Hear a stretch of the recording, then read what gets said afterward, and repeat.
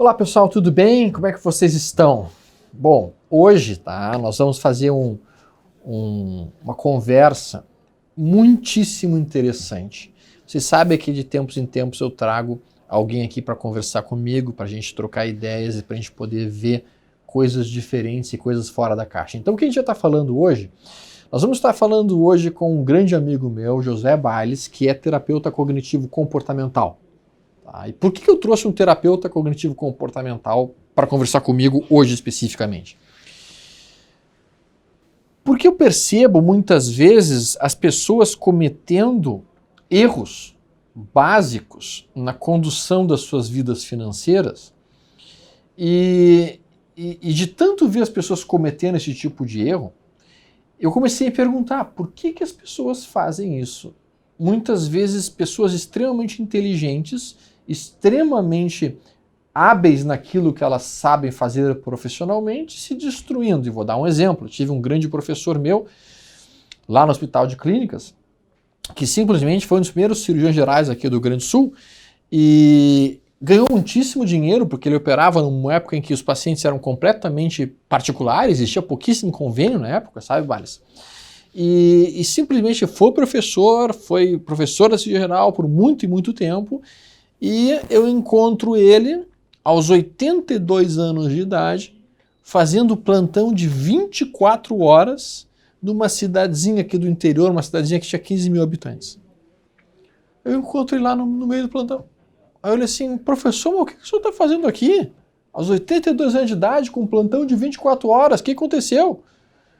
Resposta dele, pô, Alexandre, se eu não trabalhar, eu não tenho onde cair morto. Teve 5 esposas, gastou tudo que tinha. Não guardou absolutamente nada. E aí eu coloco já de imediato aqui, porque tu sabe que uma das coisas que a gente faz aqui quando a gente traz alguém é largar perguntas difíceis. Eu já te coloco uma pergunta extremamente difícil.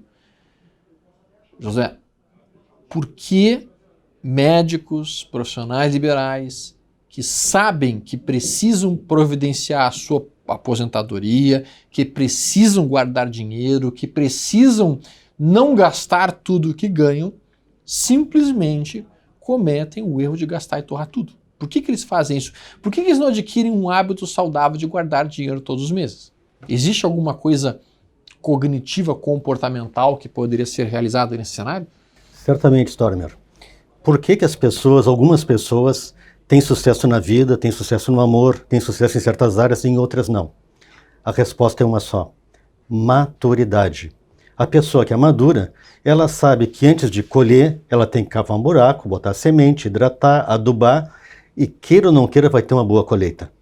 A pessoa que é imatura não cava buraco, esquece de hidratar, esquece de adubar e depois vai rezar para que tudo dê certo. E qual é a característica da personalidade imatura?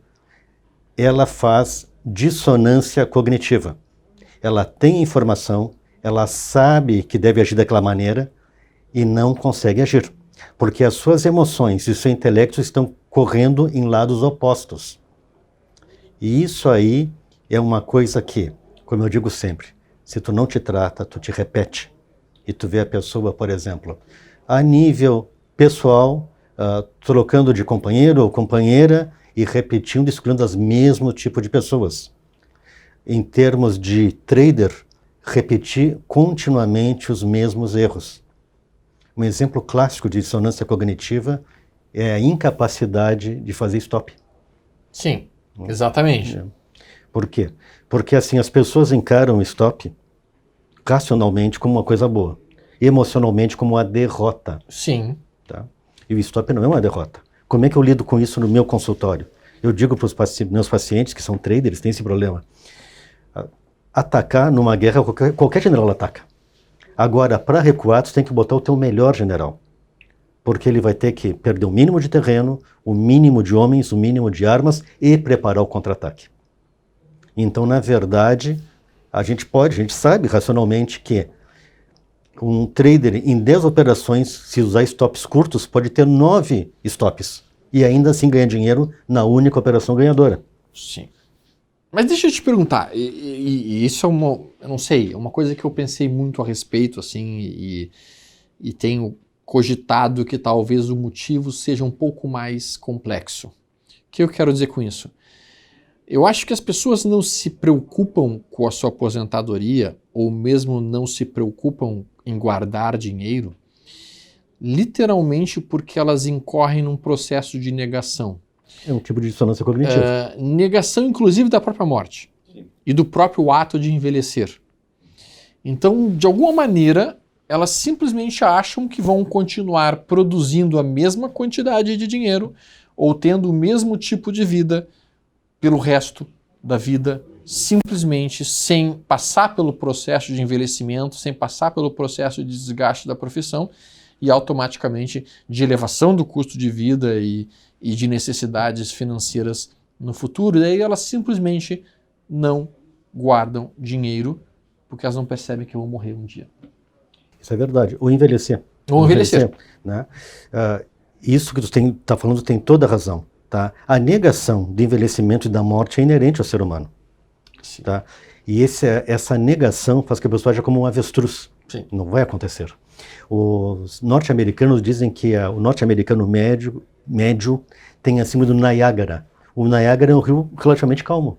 E de repente cai numa cachoeira mortal. Sim.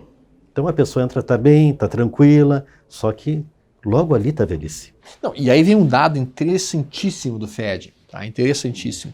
Eu estava olhando ali um dado do Fed que mostra o seguinte: 95% dos americanos, tá, chegam aos 65 anos de idade e eles não têm $10 mil numa conta de banco. Exato, chegam arruinados. Sabe o que é isso? Os americanos eles têm uma série de problemas, como todos os povos têm. Tem muita gente que odeia os americanos por vários e vários motivos. Mas uma coisa nós não podemos falar sobre eles. Eles trabalham muito. Esses caras trabalham absurdamente. O americano trabalha de manhã, de tarde, de noite e a vida inteira dele é trabalho. Eles têm a ética puritana do trabalho. Isso, eles têm uma ética puritana do trabalho. E os caras simplesmente passam a vida inteira trabalhando, chegam aos 65 anos, Bales, não tem $10 mil numa conta. E, gente, em um país que se tu não tem dinheiro para pagar o teu hospital e tu tiver uma pneumonia no meio do inverno, morreu. Tem que quebrar uma vitrine para ser preso, para o Estado pagar teu Exatamente. Teu médico. Então, assim, se esse problema acontece lá hoje, e acontece de fato, como o próprio Fed mostrou, 95% dos americanos chega aos 65 anos de idade e está completamente quebrado e falido, aqui no Brasil, infelizmente, a gente segue a mesma política, porque os brasileiros não desenvolveram o hábito de guardar dinheiro. Que é interessante, é cultural, que, por exemplo, o europeu guarda dinheiro. Muito. O japonês, então? Nem se fala. Nossa. Um francês vai tomar o primeiro vinho bom, caro dele aos 60 anos. É uma coisa cultural. Exatamente. E tem um detalhe, é uma coisa interessante. No Japão, quem cuida da economia da família é a mulher. É verdade. Não é o homem. O homem não cuida da parte econômica da família no Japão. Quem cuida é a mulher. E talvez por isso que o Japão seja hoje a economia com o maior índice a economia que tem o maior índice de população economicamente com reservas no mundo. Apesar de ser a população mais velha do mundo. Apesar de ser a população mais velha do mundo.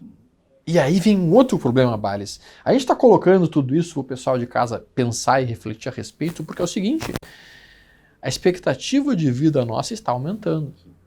Então hoje nós vamos ver pessoas chegando provavelmente aos 80 anos, nós vamos ver pessoas chegando até aos 90 anos. Tem algumas pessoas nos Estados Unidos, lá no Vale do Silício, que já estão falando o seguinte: já nasceu a pessoa que não irá morrer. É bem possível. Tem gente dizendo isso no Vale do Silício. Hoje já nasceu a pessoa que não irá morrer. Só vai morrer se quiser. Devido aos avanços tecnológicos que estão sendo feitos tanto na área da medicina quanto na área de computação e criação de inteligência artificial e robôs, essas coisas todas.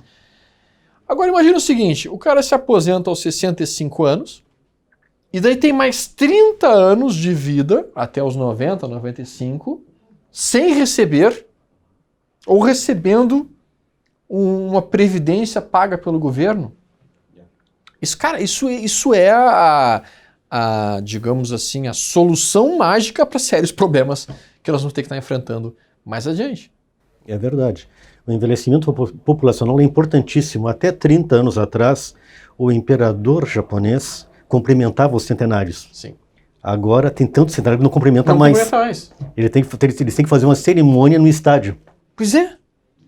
Agora vocês imaginem isso, e aí o pessoal que está em casa hoje precisa desenvolver o seguinte hábito. Pelo menos eu tenho esse hábito e procuro realmente passar para os amigos todos. A gente tem uma bola de cristal, só que a gente não utiliza essa bola de cristal. É verdade. O que é essa bola de cristal? Eu sei exatamente como é que eu estarei daqui a 5 ou 10 ou 15 anos, hoje. E todos em casa também podem fazer isso. Vocês podem saber exatamente como é que vocês estarão daqui a 5, 10 ou 15 anos, se vocês olharem com muita atenção os hábitos que vocês estão realizando hoje. Exemplo, se vocês fumam, não cuidam da alimentação, não fazem esportes, é muitíssimo provável que daqui a 5, 10 ou 15 anos vocês estejam com pressão alta, diabéticos, com problemas de saúde e muitas vezes até mesmo tendo problemas de infarto miocárdio. Isso é simples. Tu observa os hábitos alimentares e o hábito de vida da pessoa e tu consegue projetar isso em 5, 10 ou 15 anos. Se vocês não guardam dinheiro hoje, e quando eu digo guardar dinheiro, eu não estou nem falando de imensas somas, eu estou falando de R$100 por mês. Exatamente. Se vocês não adquirirem o hábito de guardar dinheiro mensalmente, como vocês estarão daqui a 5, 10 ou 15 anos? Endividados. Exatamente. E isso, a maneira que tu enxerga o mundo, atualmente é chamado de heurística. A maneira como tu funciona. É como se fosse uma linguagem de computador dentro da tua cabeça. Certo. Então, a gente tem que modificar a nossa heurística central para poupar, para preparar para o futuro. Tu tem alguma dica que a gente possa passar para o pessoal que está em casa de como virar essa chave, de como realmente passar a adquirir o bom hábito de sistematicamente todos os meses mandar um pouquinho de dinheiro para um investimento ou para a compra de algum ativo que venha reverter dinheiro para ele no futuro? Tenho. A Associação Médica Americana, ela recomenda o seguinte para os próprios associados, para os próprios médicos. É uma espécie de mindfulness, de consciência plena. À noite, revisa teu dia. Tá. Revisa o que é que tu comeu, o que é que tu fez exercício ou não, de uma maneira desapaixonada, não emocional. Tu poupou naquele dia, tu gastou desnecessariamente, tá? Procura não confundir o que tu precisa com o que tu queres. Essas coisas não andam juntas. Tá. Pode ser até opostas. Eu vou dizer o seguinte, por exemplo, às vezes um artista, um jogador de futebol, ele pode ter tudo o que quer, mas nada do que precisa. Amizades verdadeiras, valores absolutos. Então é muito importante a pessoa se conscientizar do que ela precisa. A tua completa liberdade vai vir da completa conscientização das tuas necessidades. Sim. Tá? Isso é um elemento de saúde mental muito produtivo.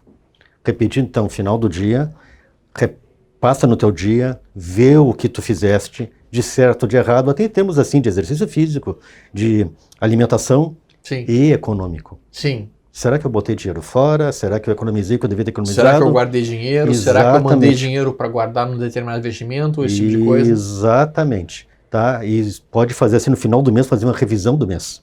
Isso é uma ferramenta de autoaperfeiçoamento maravilhosa e de autoconhecimento também.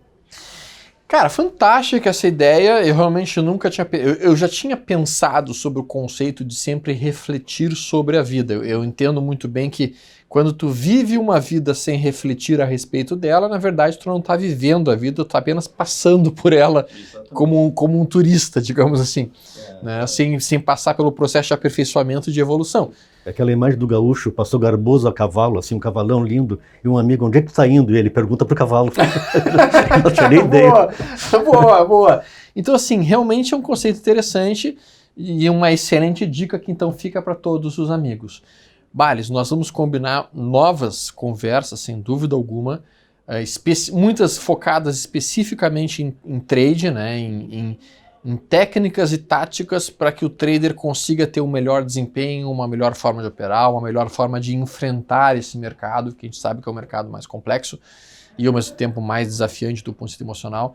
Nós vamos conversar de novo algumas outras vezes, ok? Estou à disposição. Muito obrigado pelo convite. Eu que agradeço. Um forte abraço, pessoal. Se vocês curtiram, deem um like aí e compartilhem com os amigos de vocês.